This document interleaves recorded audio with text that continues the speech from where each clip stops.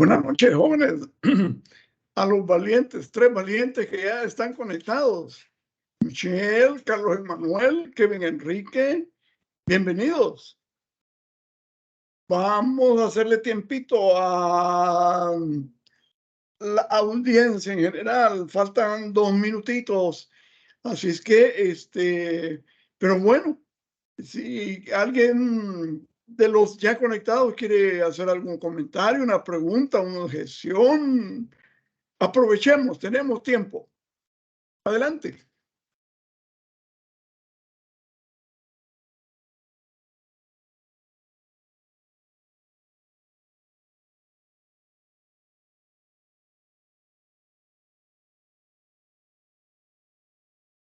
Tenemos ya también a Juan Antonio Marroquín Herrera. Bueno, jóvenes, excelente.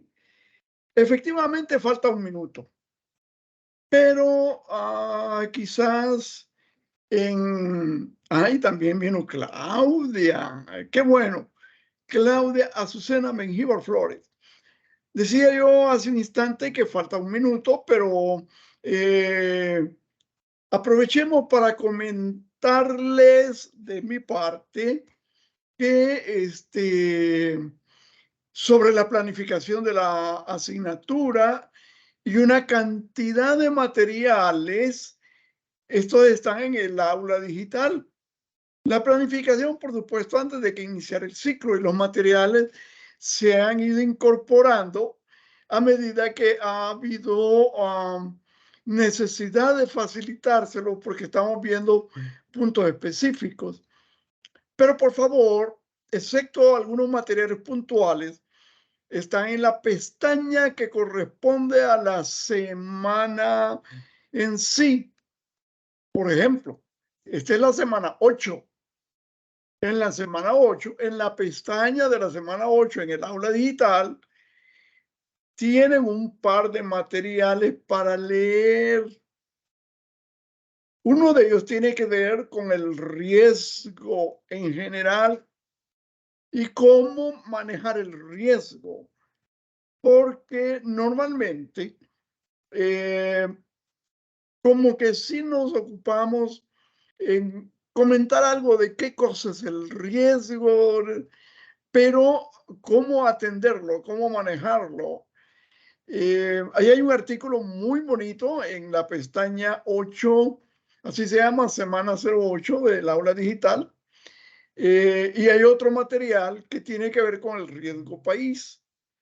Y es que tenemos que tener tanto la parte teórica conceptual de un tema, como la opinión de entidades externas al país, cómo ven al país, para que tengamos un marco de referencia un poquito más completo. Claro, me hubiese gustado mucho que estuviesen los 21 ya conectados, ¿verdad? En este momento solo hay 11. 11 de 21, ni siquiera el 50%. Pero bueno, en el aula digital y en la pestaña Generalidades, ahí repito, información, documento, planificación. La planificación comprende las evaluaciones, la fecha de las evaluaciones, el peso de las evaluaciones, que por cierto, para la próxima semana tenemos una nueva evaluación. Va a ser nuestra creo que la 102. Y vamos a procurar de que esas evaluaciones sean en equipo, de manera que les permita intercambiar impresiones. Intercambiar impresiones tiene varios propósitos. Primero, cerciorarse hacia uno mismo como integrante de un equipo de trabajo, si lo que logró interpretar de algo es puntual, es parecido o igual, ojalá igual, a lo que lograron interpretar los otros miembros del equipo. en cuyo caso, pues solo sería de proceder. Pero se espera que cada uno de ustedes tenga una opinión al respecto, un punto de vista por información que han recibido, por experiencias vividas, porque se imaginan que las cosas de una determinada manera. Y el propósito del equipo es que discutan. Discutirse no es agredirse. Discutirse es intercambiar los puntos de vista con sus propias palabras para tratar de llegar a un consenso y así poder desarrollar la evaluación que tienen que desarrollar.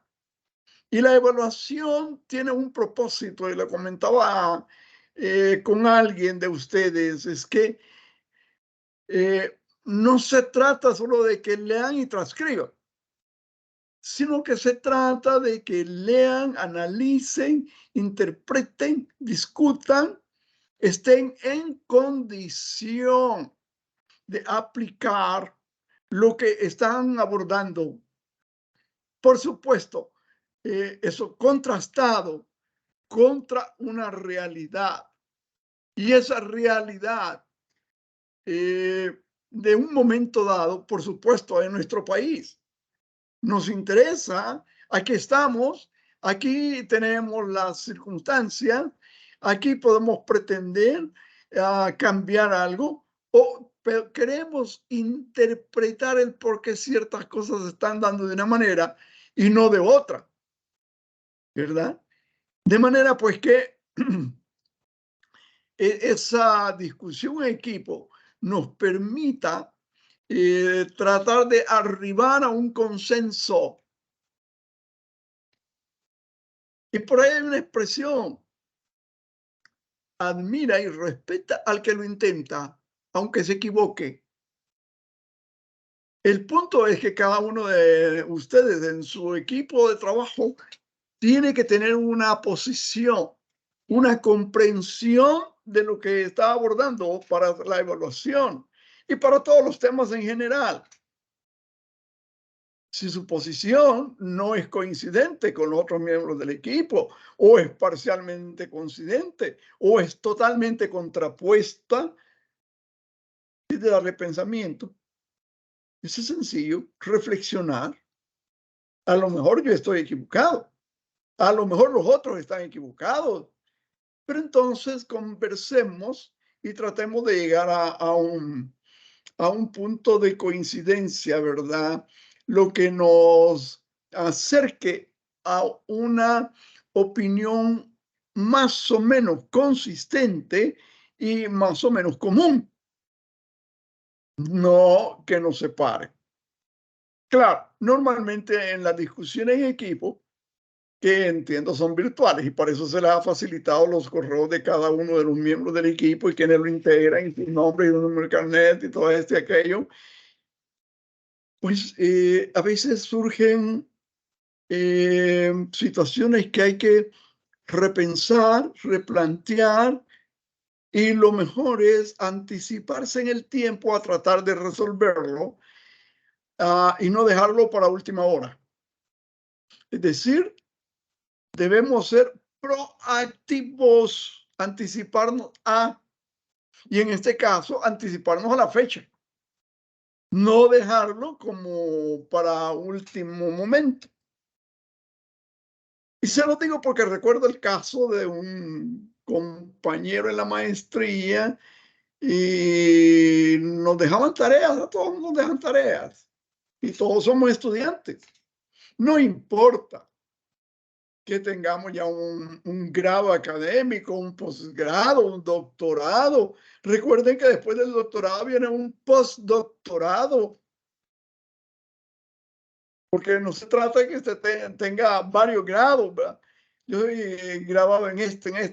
Sí, pero ese es horizontal y vertical, y hay oportunidad de ascender. Qué bueno. Pues lo que les quería referir, que teníamos un miembro de equipo, éramos 3, y le dijimos: mira, fulano, el domingo va a haber que presentar esto, hoy es miércoles, ¿Qué decir? Cuando no. Mire, yo tengo un método. 2 horas antes de la medianoche del día anterior al que hay que presentar, yo me pongo a hacerlo y lo hago. Eso nos llamó la atención a los otros dos, nos quedamos viendo entre nos y nos pusimos a hacerlo. Por alguna razón, pusimos el nombre de él en la carátula del informe que vamos a presentar. Mi sorpresa fue que me habla como a las 2 de la mañana. Era un día domingo que lo teníamos que presentar y me habla como a las 2 de la mañana del domingo, ya amaneciendo domingo. Mire, fíjese que yo dije que lo iba a hacer, pero fíjese que me ha ido la energía eléctrica y aquí en la colonia y no tengo energía eléctrica, por lo tanto no tengo internet. Mire, pero yo lo voy a hacer aunque sea a las 6 de la mañana. Y teníamos que estar en clase a las 8. De 8 de la mañana a 5. No. De 8 de la mañana a 1, porque era domingo. El sábado era de 8 de la mañana a 5. Aparte de la semana. Bueno, la cosa es que llegó el domingo y el tipo todo alterado, ¿verdad? Es que no lo pude hacer. Pero no es mi culpa, yo sé cómo se hace, yo tengo material. Sí, pero no tuvo energía eléctrica y es una variable exógena que no puede controlar. Y eso nos debe servir de atención, perdón, no de atención, sí llamado de atención, pero de experiencia a todos nosotros, ¿verdad? No dejemos para última hora. Anticipémonos. Tratemos de avanzar. Y su trabajo, su evaluación, que van a resolver en equipo y espero que la puedan tener. Bueno, la van a presentar, la van a remitir el 28 de septiembre, la van a presentar, defender el 29. Sí, que la puedan tener en el aula digital el 23. La van a tener ahí el 23. Si acaso se me olvida, porque a mí me da todo, se me olvida. Entonces, por favor, recuérdenmelo, ¿verdad? El otro punto que quiero comentar antes de entrar en detalle, que ya veo que ya hay 15 conectados, 15 de 21, hoy sí, ya tenemos mayoría simple. No, ya tenemos mayoría calificada, porque la mayoría calificada son 15, que es 2/3 más 1, y hay 15, pues está bien, ¿verdad? Nos faltan 6, porque ustedes son 21. Y ya pasaron 10, 11 minutos. Pero bueno, los que no se han conectado sabrán por qué no se han conectado, ¿verdad? Los que no les fue muy bien en la evaluación anterior, pues es oportunidad para que se reivindiquen esta nueva evaluación y vamos para adelante. El otro comentario, porque me mandó por ahí un correo el señor decano, que se habían acercado algunos de ustedes a expresar que no entienden cómo va la clase, que no entienden cómo se van a hacer las evaluaciones, que yo no les escucho cuando preguntan. Y me llamó la atención porque puede ser que realmente no se haya acercado a nadie, sino que lo está haciendo como para anticiparse y promover que los docentes tratemos de estar atentos a los alumnos y tratemos de escucharlos. Jóvenes, repito, aunque solo hay 15, pero quiero llamar su atención. Yo me autointerrumpo muchas veces y pregunto, ¿alguien tiene alguna observación, alguna pregunta, alguna objeción, algo en que no está de acuerdo, algo que requiere una ampliación? Y yo con todo gusto voy a tratar de atenderlos en el sentido de responder y satisfacer su inquietud. Claro, por ahí tienen un icono en las acciones o las reacciones que tiene una manita y levantan la manita, pues gracias a Dios no son muchos. Tengo otro grupo de clase que son por lo menos 3, 4 veces el número de ustedes, y un poquito, pero con ustedes es tranquilo, gracias a Dios. Aunque el nivel académico de ustedes, por el calibre académico, ya requiere un poquito más de esfuerzo sobre la preparación de material y la exposición de los temas. Por cierto, repito, en el aula digital, en la pestaña rotulada semana 08, tienen un par de documentos que tienen que ver con el riesgo bancario y con el riesgo país y cómo combatir el riesgo, cómo anticiparse al riesgo. Léanlos, les van a servir.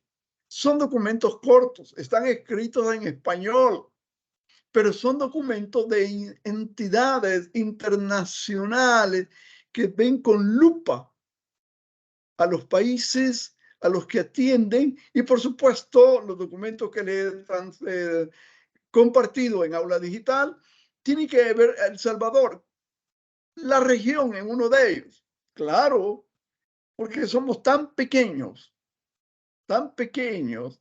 Digo, no en extensión territorial, va, eso no es muy importante.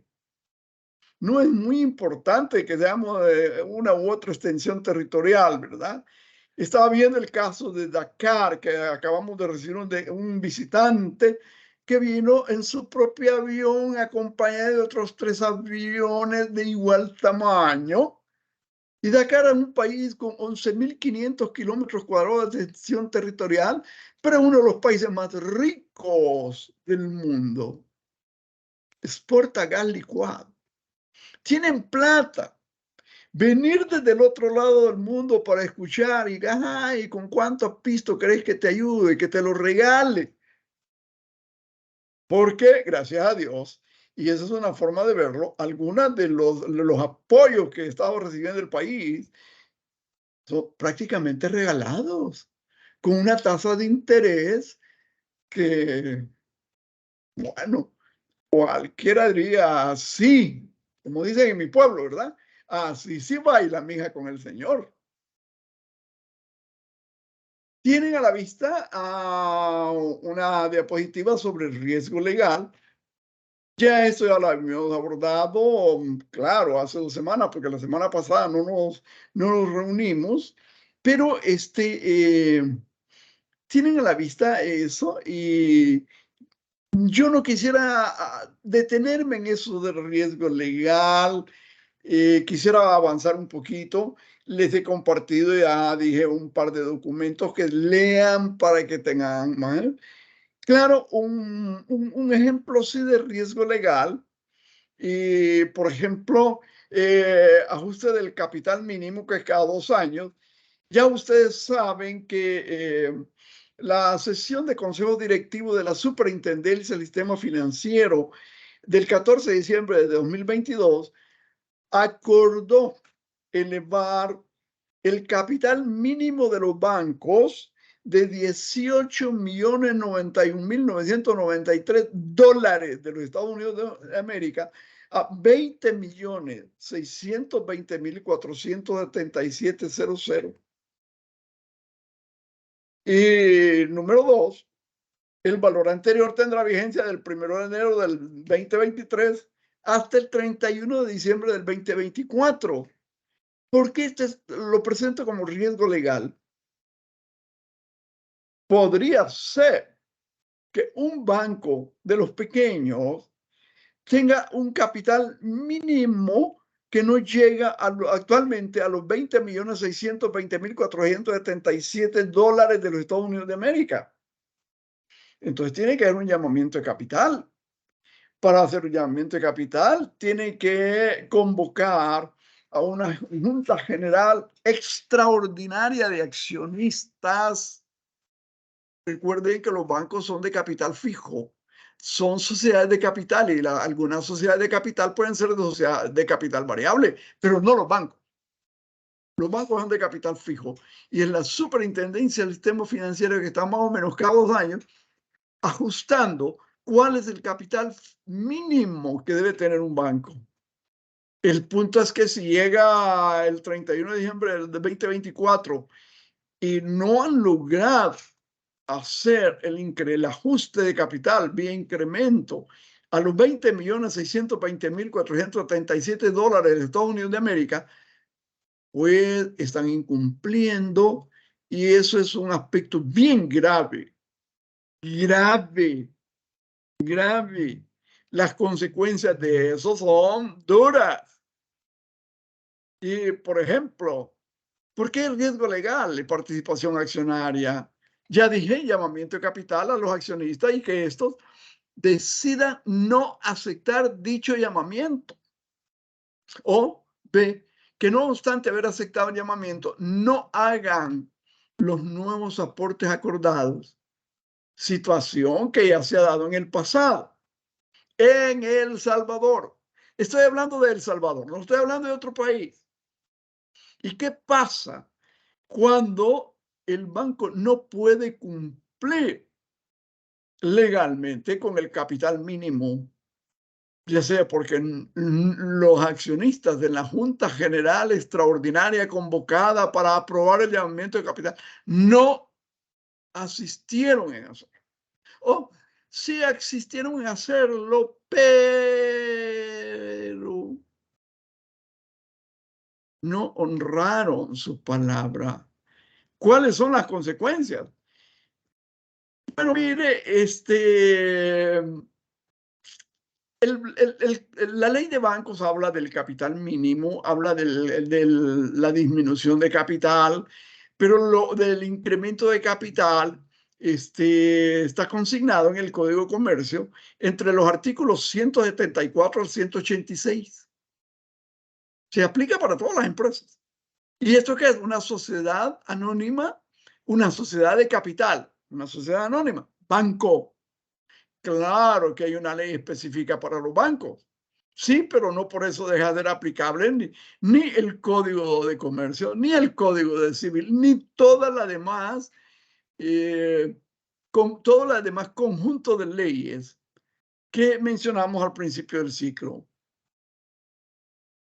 De manera pues que vamos a tratar de abordar lo que es el riesgo de liquidez, que igual no vamos a entretenernos mucho porque de liquidez ya ustedes hasta hicieron un trabajo en la reserva de liquidez.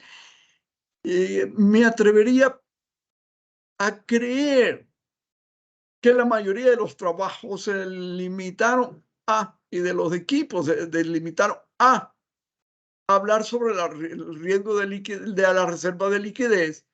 Y el riesgo de liquidez tiene que ver con el riesgo de liquidez y con la liquidez en general, pero no fueron más allá para interpretar cuál es la implicación o el riesgo de no poder satisfacer la reserva de liquidez. Y es que el punto de nuevo es, mire, no es leer y transcribir, sino que interpretar, analizar, problematizar, criticar, contrastar con una realidad concreta, un momento dado, de un país X, para que tengamos un marco un poquito más amplio sobre el aspecto, ¿verdad? Riesgo país. Resulta, y ya lo he mencionado, que dentro del sistema financiero, que todos formamos parte del sistema financiero, lo que pasa es que por alguna razón se le hace un enfoque mayoritario de mayor atención a las empresas que se dedican a operar o en el mercado del dinero, como los bancos, o en el mercado bursátil, o en el mercado de valores, pero realmente todos aportamos. Ustedes, los que trabajan, probablemente hay muchos de ustedes que ya trabajan. Y hoy la costumbre es, ¿cómo no? Mira, vos ya estás contratado con nosotros, aquí te estamos dando esta hoja, andate al banco, abrí una cuenta planillera. ¿Y por qué una cuenta planillera? Porque la empresa le va a depositar a usted su salario Independientemente de la modalidad de pago, si le pagan semanal, catorcenal, quincenal, una vez al mes, y le pagan abonándoles a cuenta. Y va al banco usted y abre la cuenta y el banco solo le recibe la carta, la nota que le dan en la empresa. Ah, cómo no, su nombre, préstenos su DUI, va. Tom, y aquí está su tarjeta de débito. Cuando le abone, por favor, no venga al banco, vaya al cajero automático y retire el dinero. Pero no venga aquí a molestar a la agencia. Mire que tenemos poquito espacio y el espacio físico es caro. Y son todos en países tan pequeños como el nuestro, en donde el espacio, el metro cuadrado cada día es más caro. Entonces, pero si los bancos tienen problemas, la industria tiene problemas, el ingreso per cápita tiene problemas, el Producto Interno, estamos en un riesgo país. Si el gobierno no puede pagar a tiempo sus obligaciones, hay un riesgo que país. Y tampoco me voy a detener mucho en esto porque, les repito, tienen un documento ahí que lo pueden leer en una aula digital. Superintendente del Sistema Financiero San Salvador, tiene una normativa, la NCEEC 02. El Consejo Directivo de la Superintendencia del Sistema Financiero, con base a la potestad contenida en el literal C del artículo 10 de la Ley Orgánica de la Superintendencia del Sistema Financiero, emite normas para constituir provisiones por riesgo país. De igual manera, este es otro aspecto que no está dejado al azar. No es para la inspiración. Ah, hoy sí, vamos a hacer esto porque hoy nos sobraron unos cuantos billetes. No, hay obligatoriedad. Y la ley le da la facultad a la superintendencia del sistema financiero que exija a las empresas que ella supervisa o monitorea para que cumplan de manera pues que ahí no hay pierde, ¿verdad? No se trata de si quiero o no quiero. En la norma esa, la NCES 02, en el artículo 1, las presentes normas tienen por objeto establecer los criterios para el establecimiento de las políticas y procedimientos para la identificación, revisión y control del riesgo país en las actividades de colocación de recursos en el exterior. Fíjese que cuando hablamos de la reserva de liquidez, parte de la reserva de liquidez podía depositarse en bancos en el exterior. Un equipo en la presentación dijo que eso lo tenía que autorizar el superintendente del sistema financiero. No, lo autoriza, si es que lo autoriza, el consejo directivo en plan. Así como establecer las bases de cálculo y la oportunidad de la constitución de las provisiones contables para representar el referido riesgo país. Jóvenes siguen estando los 15 desde el inicio, no se conectaron 6, pero por favor, los que están conectados, lean esos documentos, platícanles a sus otros compañeros integrantes de sus equipos de trabajo al respecto. Léanlo, discútanlo, traten de problematizarlo. Si tienen alguna consulta, tráiganla, háganla, expónganla. Con gusto, trataré de contestarla en forma adecuada, ¿verdad? Ok, bien. Concepto de riesgo país, artículo número 3 de la normativa. Se entenderá por riesgo país el riesgo que se asume al mantener o comprometer recursos en algún país extranjero, por los eventuales impedimentos para obtener su recuperación, derivado de efectos adversos en el entorno económico, social, político o por desastres naturales que ocurran en el país donde se localiza la fuente que genera los flujos de fondos de la contraparte. El riesgo país comprende el riesgo soberano, está representado por las dificultades que podría enfrentar un banco para llevar a cabo acciones de recuperación en contra del deudor por razones de soberanía. Vamos a pensar que se depositaron fondos de la reserva de liquidez en un banco en los Estados Unidos y el banco donde depositaron los fondos, cuando se le requieren, no los devuelve. Y entonces, ¿dónde hay que seguir el juicio para que lo devuelva? Pues hay que seguirlo en los Estados Unidos. Hay que conocer el marco jurídico de los Estados Unidos. ¿Cómo puede proceder? ¿Qué es lo que debe presentar? ¿A dónde debe presentar? Y por supuesto, como dicen en mi pueblo, todo eso es música. Usted tiene que contratar, es decir, el Banco de El Salvador que depositó los fondos de reservas de liquidez en el Banco de los Estados Unidos y que no se los devuelve, tiene que contratar un bufete de abogados allá para que poder seguir el juicio. Y eso tiene, repito, una implicación de riesgo país. El riesgo político comprende todos aquellos actos del hombre que ponen en dificultad de cumplir con sus obligaciones a los auditores de un país. Por ejemplo, las guerras, disturbios civiles, terrorismo, narcotráfico, disposiciones legales y otros. El riesgo de transferencia es la situación que impide a los deudores de un país cumplir con sus obligaciones por la escasez de la divisa en que está denominada la obligación o de la que puede ser aceptada por el acreedor. Jóvenes, por favor, pongan la atención a medida que vamos avanzando.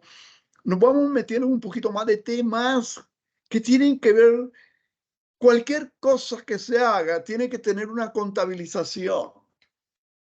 Yo dije a unas clases, mire, aquí yo no le voy a poner, mire, aprendámonos el catálogo de cuentas de contabilidad del banco A y del banco B. Es uno, y ese catálogo se lo da la superintendencia del sistema financiero. Tome, aquí está el catálogo. Este es el catálogo que tiene que usar. ¿Ya?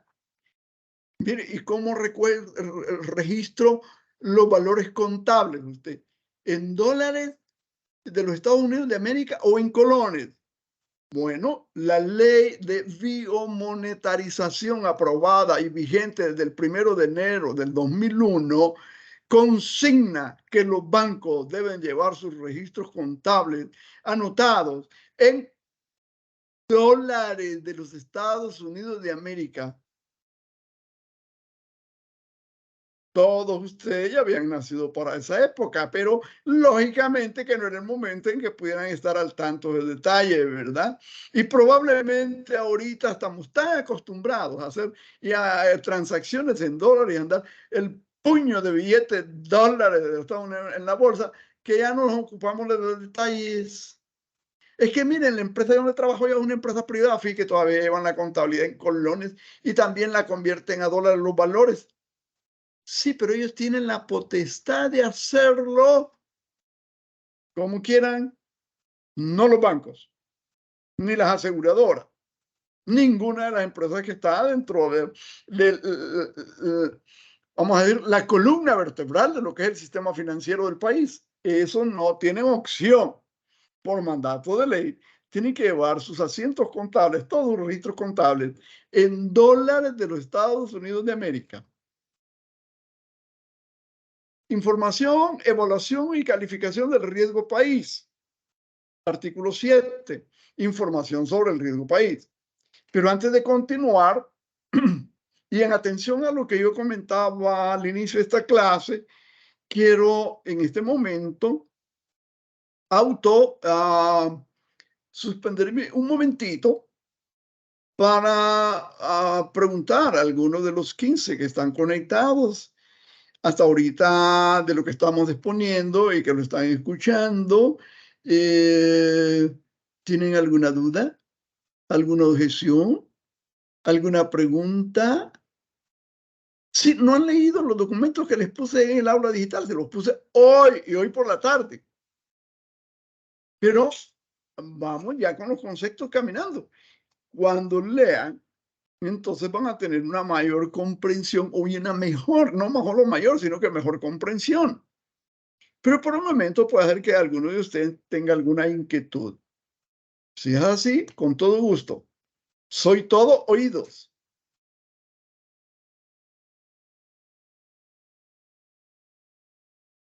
¿Nadie? ¿Seguros? Bueno, no importa ahorita. La invitación para ustedes, jóvenes, queda servida. Sigamos y en el momento que consideren procedente interrumpirme, preguntar, con todo gusto y por favor, con toda confianza, háganlo. ¿Ok? Artículo 7. Todo banco deberá mantener a disposición de la unidad de auditoría interna, auditoría externa y superintendencia la información relacionada a la evaluación de riesgo país de acuerdo a las políticas del artículo anterior, que sería el artículo 6. El artículo 6 no lo leímos y no porque no fuera importante, sino que porque queremos avanzar y por favor usted léanse la normativa, ¿verdad? De manera que pueda ir captando todo el entorno de lo que es información, evaluación y calificación de riesgo país, la parte que corresponde a los bancos privados. Para tal efecto, deberá mantener actualizada la siguiente información. A. Expediente de cada país en donde el banco mantenga colocaciones en activos o compromisos. B. Informe que contenga aspectos relevantes y conclusiones que determinan la categoría de riesgo del país objeto de evaluación. Es que los países, ¿quién los califica en cuanto a su condición de riesgo país? Para eso están las evaluadoras de riesgo. Hay varias, ¿verdad? Ya ustedes las conocen, Standard & Poor's, Fitch and Rating, varias. De manera pues que, y cada uno tiene su propio método, pero al final, aunque usen diferente nomenclatura o ligeramente distinta nomenclatura para calificar el riesgo país, pues el significado es el mismo, independientemente que no sea la misma organización. C. Manuales de organización de la unidad encargada del riesgo país, una unidad encargada del riesgo país y los manuales de procedimientos del caso. D. El informe actualizado a cada país emitido por las clasificadoras de riesgo reconocidas internacionalmente. E. Cualquier otra información necesaria para evidenciar la calificación del riesgo país. Y hoy vamos a la parte de la evaluación como tal. Artículo 8. Los bancos que coloquen o comprometan sus recursos en otros países utilizarán para determinar el grado de riesgo país las calificaciones de riesgo soberano de los países emitidas por las sociedades clasificadoras de riesgo reconocidas internacionalmente de las obligaciones de largo plazo. A continuación, se establecen las categorías de riesgo país, las equivalencias entre la nomenclatura de las obligaciones a largo plazo utilizadas por las sociedades calificadoras de riesgo reconocidas internacionalmente y los porcentajes de provisiones mínimas que se deben constituir para cada categoría. Y por ejemplo, aquí tenemos, miren, categoría, las clasificadoras de riesgo, Standard & Poor's, Fitch, Moody's, y estas son como que las tres más conocidas en nuestro medio, ¿verdad? En América. En otras partes del mundo también están presentes estas, pero hay otras igualmente. Y las calificaciones o categorías de un país con bajo riesgo, según Standard & Poor's, puede ir desde AAA hasta AA, que puede ser AA+ o AA-. Fitch, perdón, la califica igual. Moody's no, las califica A mayúscula, AA minúscula, hasta A mayúscula, A minúscula, y las califica como 1, 2, 3. Pero en esta categoría, independientemente de la clasificadora de riesgo, el porcentaje de provisión que debe ser el banco es 0%. Ahora, si se trata de países con riesgo normal, Standard Poor's lo puede calificar con A+, hasta A-, Fitch lo califica con A+, hasta A-, Moody's lo califica con A1, A2, A3, y de igual manera el porcentaje de provisión a realizar es 0%. Pero si hablamos de un país con riesgo moderado o hablamos de países con dificultades, mire, país con dificultades, si la calificación de Standard & Poor's es BB plus o BB menos, la calificación de Fitch es BB plus o BB menos, y la calificación de Moody's es BA minúscula 1, BA minúscula 2, BA minúscula 3, pues el porcentaje de provisión es 10%. Pero en ese un país con dificultades y la calificación que le da Standard & Poor's es B+, Fitch B+, Moody's B1, el porcentaje de provisión sube al 20%. Y si es B2, el porcentaje sube al 30%. Y si es B- o B3, el porcentaje sube a 40%. Y si son países dudosos, pues también suben un poquito más. Y si son países con problemas graves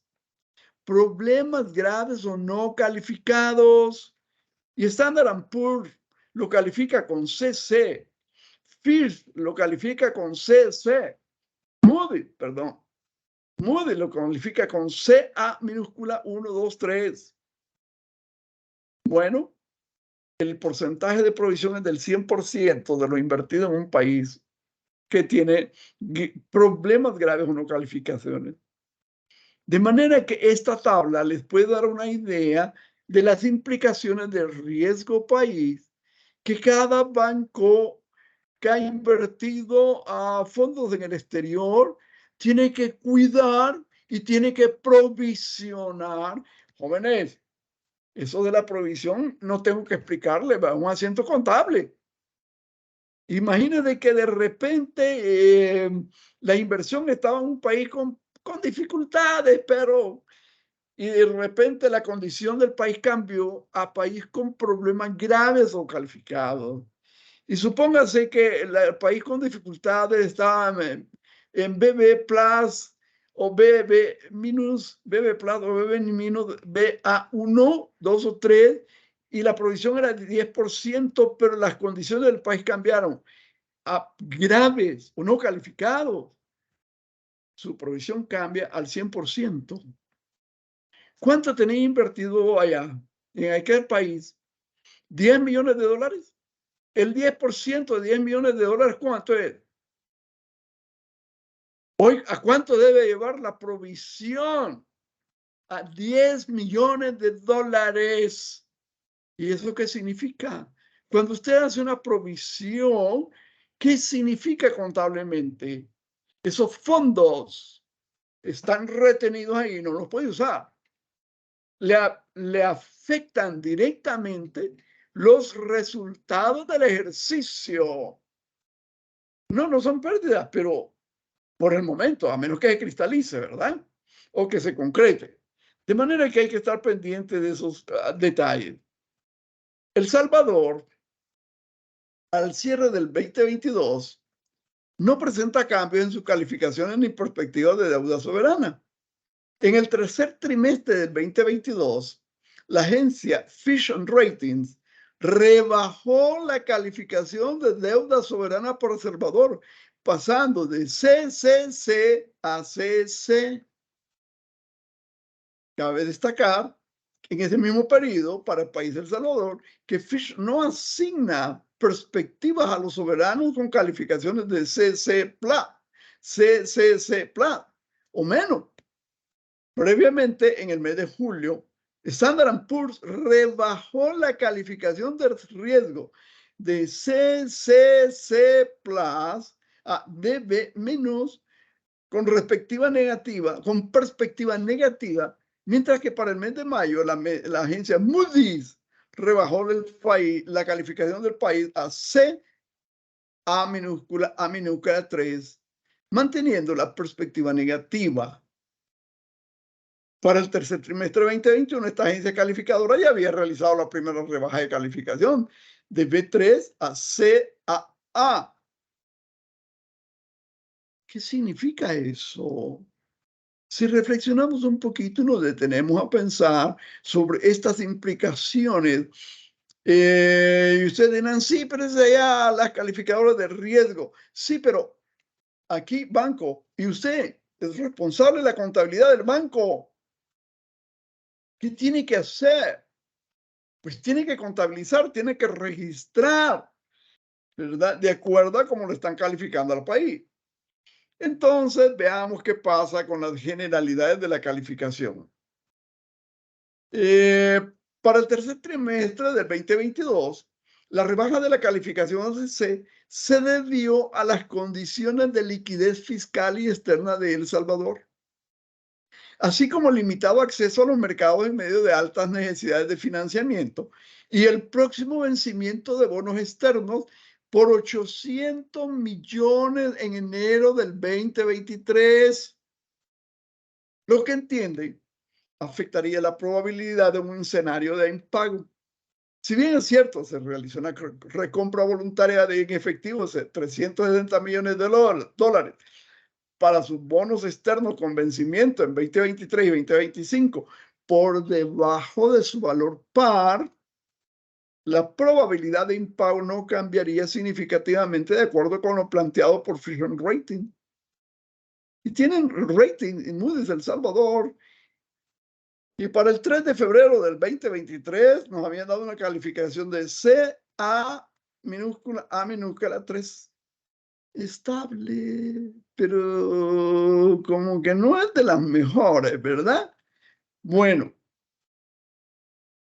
riesgo país. Pasemos a algo que al igual que todos los riesgos, le tienen pavor, pavor. El riesgo reputacional, también conocido como riesgo de imagen.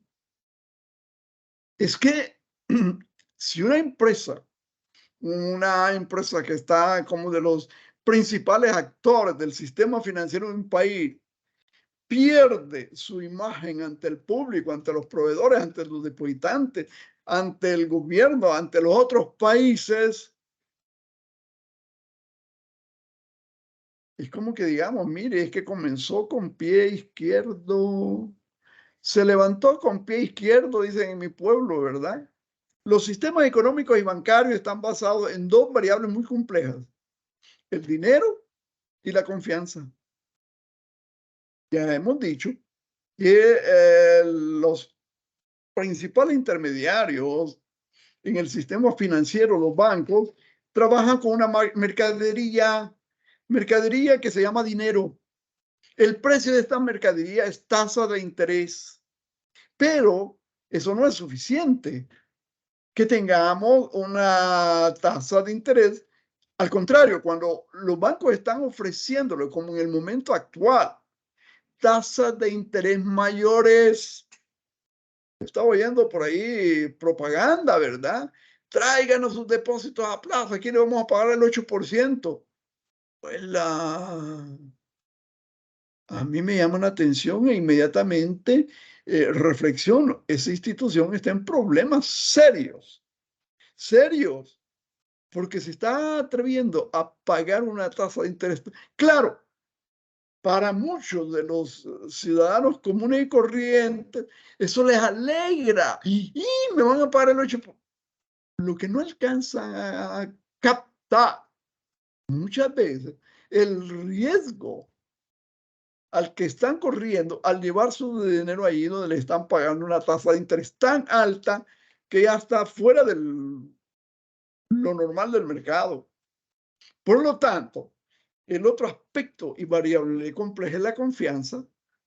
Usted tiene confianza en su banco, que puede llevar su dinero, que puede hacer un depósito, que sí no le preocupa que el Instituto de Garantía del Depósito le pueda responder si el banco puede llegar a quebrar hasta por $10,000. 10,000 y una colita. Como cliente, no por cuenta. Si usted tiene 3, 5 cuentas, ¿cuántos suman las 5 cuentas? En una tiene $1,000,000, otra tiene $400,000. Y le dice el Instituto de Garantía, sí, cliente, yo te reconozco y te ayudo con 10,000 algo de dólares. Y lo demás, es que eso es lo que te puedo garantizar. El Instituto de Garantía de los Depósitos no es que le va a solventar a usted el 100%. Si el banco en el que usted tiene depositados fondos quiebra, lea los rótulos cuando entre a una institución bancaria y cuánto es lo más que le puede garantizar, ¿verdad? De ahí es que viene el aspecto de confianza y es lo que le llaman riesgo reputacional o riesgo de imagen, que está asociado a la confianza y a la credibilidad que tenga la entidad bancaria. Es que en este banco son bien estirados, me piden un montón y me ofrecen bien poquito. ¿Por qué le ofrecen un poquito? ¿Verdad? ¿Y qué tan poquito le ofrecen? Es que ahora me ofrecen el 4% y allá me ofrecen el 7, el 8. Bueno, mire, donde le ofrecen el 4% no cree que tiene riesgo, no tiene riesgo. Claro que tiene riesgo. Pero donde le ofrecen el 7 y el 8 en el mismo momento histórico, tiene el doble o el triple de riesgo de perder su dinero. Normalmente nos entusiasmamos porque nos ofrecen una tasa de interés que nos van a pagar alta. Y de repente tengamos una necesidad y dice, mire, yo tengo un depósito plazo aquí con usted y tengo $100,000, pero tengo una necesidad y quiero retirarlo. No, no lo puede retirar hasta que no llegue la fecha de vencimiento del depósito a plazo. Mire, pero es que yo ahorita necesito el dinero y mi depósito vence hasta dentro de 4 meses. No se preocupe, le podemos dar un préstamo sobre su depósito a plazo con un máximo de tanto. Hay unos que le permiten el 70, otros que le permitan hasta el 80% y se le dan como préstamo. Cuando firme los documentos, fíjese cuál es la tasa de interés que le va a cobrar el banco. Por eso, 80 o 70% del dinero de su depósito a plazo que hoy le está prestando el banco, ¿le va a pagar el 8%? ¿Le va a cobrar el 8%? No, le va a cobrar el 19, el 21. Es que el otro solo me paga el 4, pero cuando vengo a pedir el préstamo me cobran el 11. Sí, pero del 11 al 21 hay 10 puntos de diferencia. Claro que la van a cobrar, porque ese es el juego. Usted no puede cerrar el depósito a plazo fijo mientras no llegue la fecha de vencimiento. Pero si tiene necesidad, le apriete el zapato. La liquidez suya no está tan buena como usted se imaginaba y está. Y tiene necesidad de plata, vaya al banco y puede pedir sobre su depósito a plazo un préstamo. Y repito, algunas instituciones le pueden conceder préstamos con garantía de su depósito a plazo hasta el 70% o el 80% del depósito a plazo que usted ha abierto.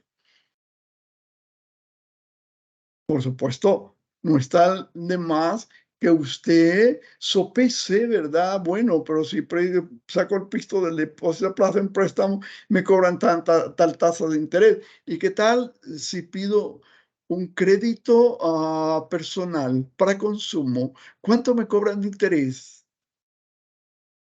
Es que me cobran lo mismo. Sí, pero si le cobran lo mismo y el depósito a plazo le sigue rindiendo lo mismo porque no lo ha tocado, haga números. Haga números. Porque cuando le vence el depósito a plazo con 2, 3 meses, usted paga el préstamo personal, ¿verdad? Que consumo y ya solventó su situación. Riesgo reputacional se produce cuando existen reclamos por parte de los clientes a operaciones de las entidades bancarias. Este riesgo debe ser tomado en cuenta siempre debido a que sus efectos ocasionan que se ahuyente a los clientes y por ende el retiro masivo de fondos, comprometiendo la estabilidad de la entidad bancaria y su capacidad de cumplir con sus obligaciones. De manera que atentos con el riesgo reputacional, ¿verdad? El Salvador con el riesgo país más alto de la región. Lean el documento que les he puesto en el aula digital, busquen la pestaña rotulada semana 8, ¿verdad? Entonces, esto me lo voy a pasar por alto porque ahí tienen un documento que está más actualizado porque esta información es de un momento dado. Y por supuesto también la gráfica, ¿verdad? Que ahí tienen gráficas también el documento. Y podemos pasar y adelantar un poquito. Y que la CEPAL, el Centroamérica y República Dominicana, la CEPAL estima que los países de Centroamérica y República Dominicana tendrán una tasa de crecimiento por 3.4 en el 2023. Sí, pero eso fue en ese momento, ¿verdad? Y como las condiciones cambian, ustedes saben, han leído, han escuchado los discursos, las publicaciones de los especialistas y que ven la economía de El Salvador y que dicen que con suerte 2023 no vamos a crecer a 3.4. No, no, no, no, no. Vamos a crecer a 1.5, 1.6. Y eso lo están diciendo ya hoy, agosto del 2023. No, mire, es que la semana pasada salió un anuncio de que vamos a crecer a 2.4. Sí, es correcto. Y publican los posibles crecimientos de todos los países de Centroamérica y El Salvador le auguran que va a crecer a 2.4 en el 2024. 2023 vamos a crecer a 1.5 o a 1.6. Y mantenga las cifras en mente. Y esto tiene que ver con el sistema financiero y cómo todo en su conjunta, son ejes transversales, los bancos, las financieras, las aseguradoras, las empresas comerciales, las empresas industriales, el ciudadano común y corriente. Y el ciudadano común y corriente, ¿cómo contribuye a eso? Mediante el pago de sus impuestos directos e indirectos. Cuando usted compra, ¿verdad? Un par de zapatos, usted paga IVA. Cuando usted compra combustible para su vehículo, paga IVA, paga FONAT, paga 4 impuestos. De manera pues que no estamos excluidos, ¿verdad? Todos somos actores. Esta tablita aquí está, miren, no le miento. Balance preliminar de las economías de Centroamérica y la República Dominicana en 2022 y perspectivas para 2023. Ramón Padilla Pérez, editor, febrero del 2023, miren. Y dice, país, Costa Rica, 2020. Bueno, todos sabemos que el 2020 fue negativo el crecimiento por la pandemia, ¿verdad? Pero fíjese que Guatemala decreció 1.8, Nicaragua decreció 1.8. Ah, es que fíjate que Panamá decreció 17.9. Sí, sí. El Salvador decreció 8.2. El 2021, El Salvador creció a 10.3. Panamá creció al 15.3. En el 2022, El Salvador creció 2.6. Panamá creció al 8.4. En el 2023, El Salvador ojalá logre crecer al 1.6. Ya estamos por iniciar el último trimestre del año, señores. 1.6. ¿Y Panamá? Panamá crecerá al 4.2. Mire, Guatemala crecerá al 2.1, Honduras al 2.7, Nicaragua al 2.1. ¿verdad? República Dominicana crecerá al 2.6, Costa Rica, perdón, 4.6, Costa Rica crecerá al 2.6. Veamos las cifras. Estas cifras no son inventadas. Voy a hacer un cuadro bien bonito y le voy a poner colores para que uno lo vea. No, no, no, no, no, no, no. Es una realidad concreta en un momento dado en la región Centroamérica y República Dominicana. Y esa es la realidad. Entonces, jóvenes, tenemos que preocuparnos un poquito más, no solo por, como les decía el viernes pasado un alumno, no solo por leer y transcribir, sino que por entender, por interpretar qué significa eso, cuál es la realidad. Y cuando reconozcamos la realidad y nos preocupemos por cambiar esa realidad, por mejorar esa realidad, y necesitamos de personas que tengan iniciativas, jóvenes, que empujen con fuerza, profesionales universitarios como ustedes, pero que se empapen, entonces las cosas van a cambiar. Normas para publicación de calificación de riesgo de los bancos, la NPV 425. Voy a pasarla por alto, se las dejo, por favor, léanla. De todas maneras, la tienen disponible, ¿verdad? Si no, bájenla. Banco Central de Reserva, NPV 4. Normas prudenciales para bancos 4-25. Normas para la publicación de la calificación de riesgo de los bancos. De manera que repito, todo, todo, jóvenes, está regulado, está supervisado, está siendo monitoreado. ¿Y de dónde salen las cifras? De un registro contable. No es que alguien se la va a inventar. ¿Y qué publico? Fíjate que hay que publicar esto. Mira, ya vos que... No, no, no, no, no, no, no, no. Todo esto es sujeto de revisión, de auditoría. Así es que así camina. Avancemos un poquito para que podamos caminar un poquito más rápido. Publicación de las clasificadoras, publicación de bancos, actualización de la calificación, clasificadoras reconocidas internacionalmente, requerimiento de otras publicaciones, ¿verdad? Y luego vamos a la NPV 4, la norma prudencial para bancos 4-17. Es normas sobre el procedimiento para la recolección de datos del sistema de central de riesgo. Es que seguimos hablando de los riesgos, de la central de riesgo, y la unidad de riesgo. Y debe haber un ejecutivo bancario, que antes le llamó funcionario, ¿verdad? Pero resulta que la discusión es que funcionario es un empleado público con capacidad de dirección y de tomar decisiones. En los bancos se le llamaba funcionario, se le llama ejecutivo bancario. ¿Ya? Entonces, las normas prudenciales para bancos, NPB 4-17, en el artículo 1 se lee: el objeto de las presentes normas es la recolección de información sobre operaciones de riesgo crediticio que realizan las entidades del sistema financiero. Por supuesto, esto tiene que ver con el objeto de la norma y los sujetos obligados, ¿verdad?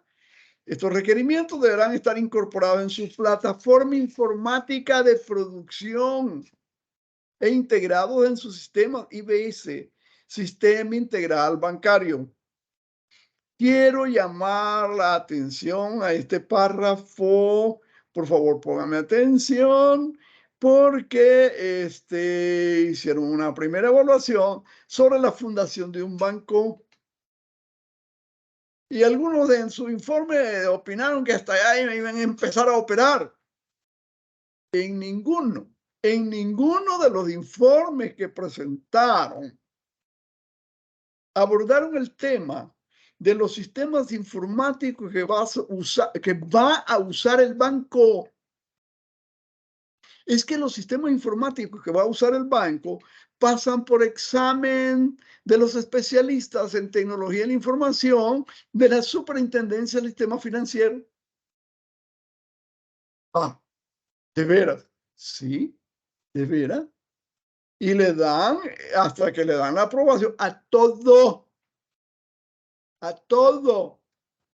Entonces se reúne el consejo directivo en la superintendencia con todos los informes de todas las unidades que vieron toda la documentación de solicitud de autorización y entrar en operación del banco que se está formando.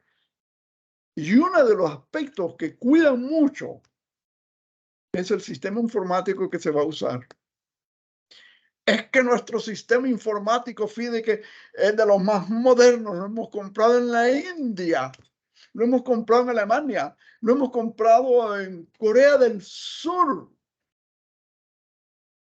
Perdone, pero para empezar, eh, los programas de computador escritos en el lenguaje probablemente sean lenguajes que por aquí no conocemos, pero eso se aprende. El punto es que para aprender el lenguaje y entender los programas tienen comentarios y tienen un diccionario de datos, y pero eso están escritos en el idioma nativo del programador que los escribió.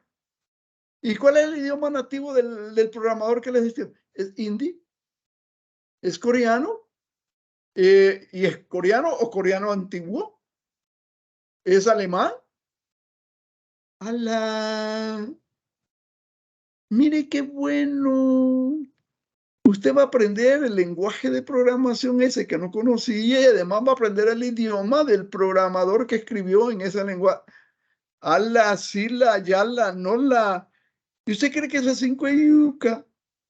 Si meterse en estudiar un programa escrito por un programador nuestro que supuestamente habla español, bueno, nosotros no hablamos español, seamos sinceros, pero nos entendemos. Y entonces, dale, sí, este quiso decir tal cosa. Sí, sí, sí. Pero ¿por qué puse esta instrucción ahí? Y esta instrucción funciona de izquierda a derecha, derecha a izquierda. Esta función funciona como operando inmediato. Esta de registro a memoria, memoria a registro. Pero con un lenguaje de programación desconocido y con los comentarios escritos en un lenguaje totalmente desconocido, ¿no cree que es un poquito más difícil?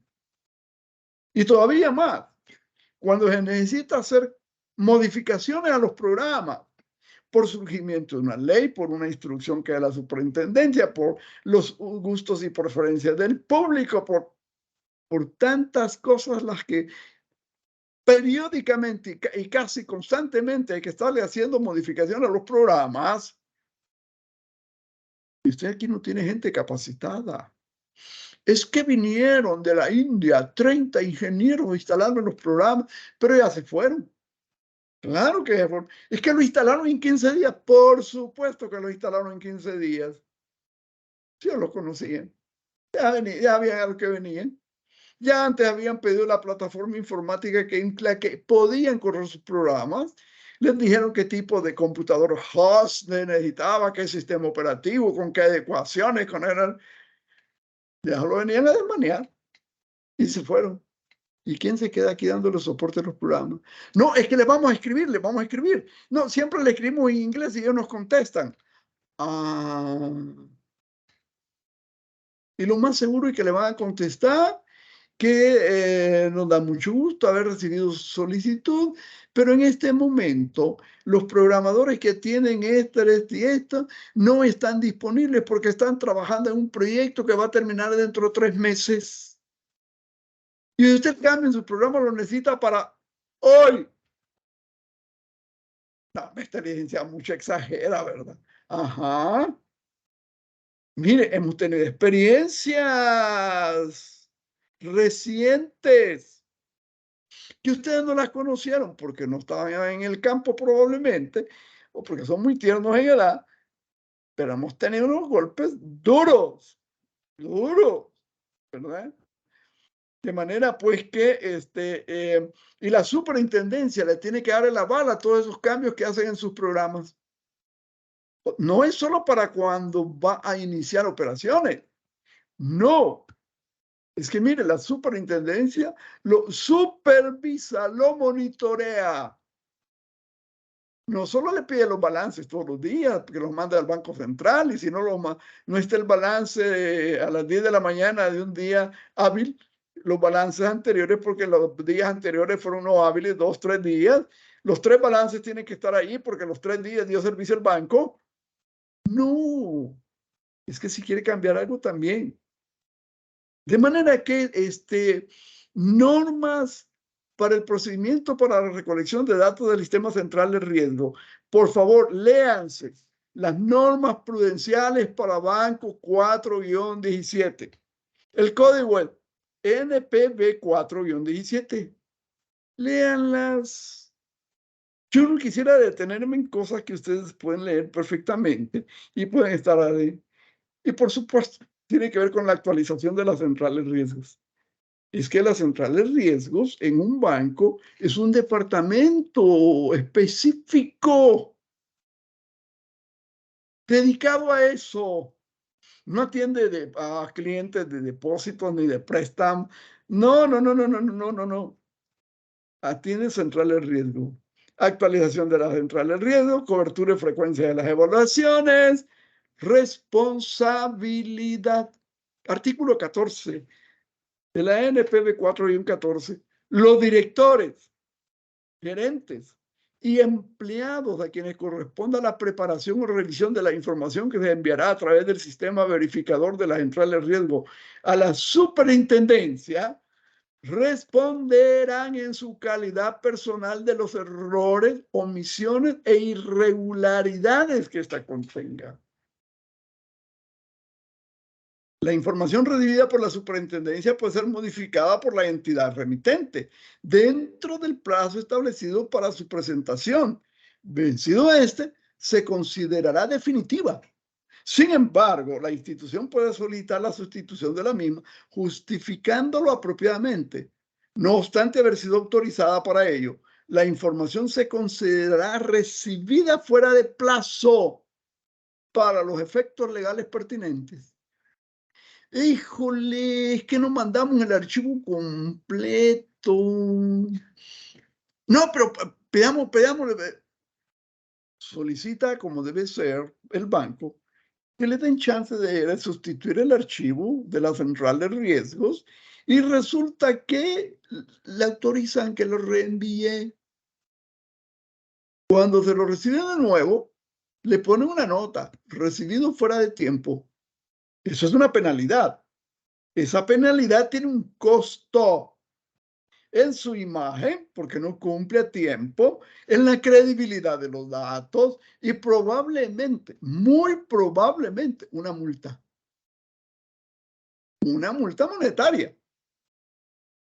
Jóvenes, cuando hablamos del sistema financiero y la contabilidad del sistema financiero, estamos hablando de una cantidad enorme de implicaciones. Y es que todo está regulado, todo está supervisado, todo está monitoreado, todo está fiscalizado y auditado. Fiscalizado y auditado. Fíjese, la obligatoriedad para 2023, que los bancos todos ya cumplieron, por supuesto, algunas empresas probablemente no, es que a más tardar al 31 de diciembre del 2023, la empresa, cualquiera que ésta sea, tiene que tener nombrado un auditor de cumplimiento. Un auditor de cumplimiento. Hasta el 2021 tenía obligatoriedad de tener un oficial de cumplimiento. Hoy, además del oficial de cumplimiento, la fecha tope, deadline, 31 de diciembre de 2023, es que tenga un auditor de cumplimiento. ¿Qué quiere decir esto? Quiere decir que hay control del control y del control. Porque el control, en el ejemplo que estoy citando, lo ejerce el oficial de cumplimiento. El control del control lo ejerce el auditor de cumplimiento. Pero el control del control lo ejerce la Unidad de Investigación Financiera de la Fiscalía General de la República. Jóvenes, ¿es serio? Es serio. De manera, pues, que tengámoslo presente, ¿verdad? ¿De dónde sacamos todo esto? Pues mire, hay varias información por ahí y les va a quedar. Y las fuentes de información son las normas prudenciales para bancos, la 17, la 21, la 22, la 28, la 44, la 50, la norma técnica 20, la norma técnica 02. De manera, pues, que hay una cantidad enorme de cosas. Y por supuesto, el siguiente tema, jóvenes, sigue abordando lo que es riesgos y tiene que ver con la gestión o la administración integral de riesgos en las entidades financieras de El Salvador. Y cada una de estas unidades tiene un responsable.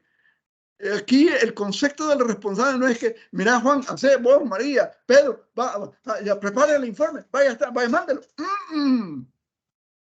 El responsable firma. Y el que firma es responsable personalmente por lo que firma, aunque ya no trabaje aquí. Hace un año que se fue, mándelo a llamar. Mándelo a llamar. Y con eso tenga mucho cuidado. ¿Ok? Bien. La administración obsesionada de los riesgos conduce a asumir nuevos riesgos.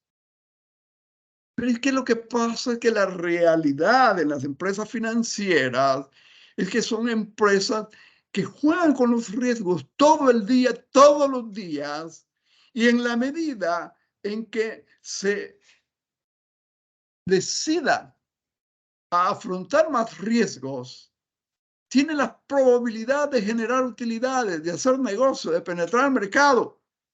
No pierda de vista que se está arriesgando a riesgos. La administración obsesionada de los riesgos conduce a asumir nuevos riesgos, ¿verdad? Así es que por ahí anda la figurita. Y la administración de riesgos bancarios como elemento generador de valor, por ahí tienen una publicación, no sé si la alcanzan a ver, la fuente, universidad,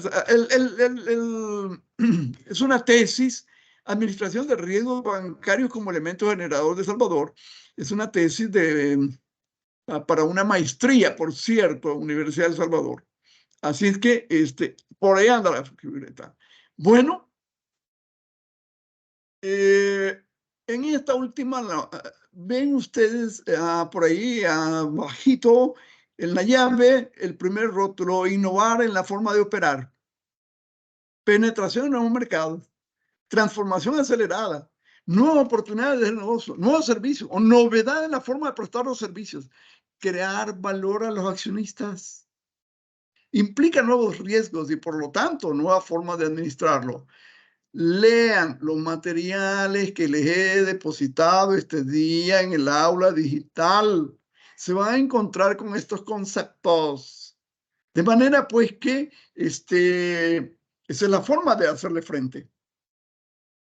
Y por el momento, y perdone, me emocioné y ya no di chance para que alguien de ustedes hiciera alguna pregunta, alguna objeción, alguna consulta, algo que quiera.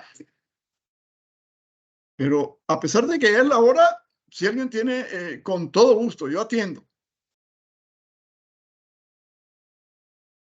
A la una, se nos fueron dos, se desconectaron, porque solo quedaron 13 de los 15 que había, pero bueno, bueno. Probablemente dirán, bueno, es que eso ya me lo puedo. Ah, sí, solo leo la norma. Sí, lean la normativa, léalas todas, conjúguelas, interprétalas, póngalas en práctica y se va a dar cuenta que es un poco complicado. ¿Alguna objeción? ¿Alguna pregunta?